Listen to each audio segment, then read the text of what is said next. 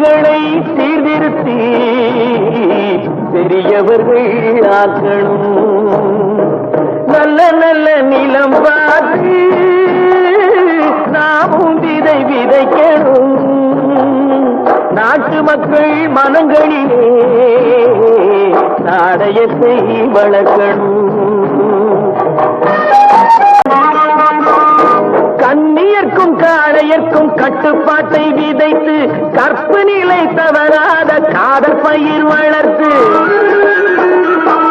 கண்ணியர்க்கும் காளையர்க்கும் கட்டுப்பாட்டை விதைத்து கற்பு நிலை தவறாத காதல் பயிர் வளர்த்து, அன்னை தந்தையானவர்க்கு தம் பொறுப்பை விதைத்து பின்வரும் சந்ததியை பேடும் முறை வளர்த்து, இருப்பவர்கள் இதயத்திலே இரக்கமதை விதைக்கணும்.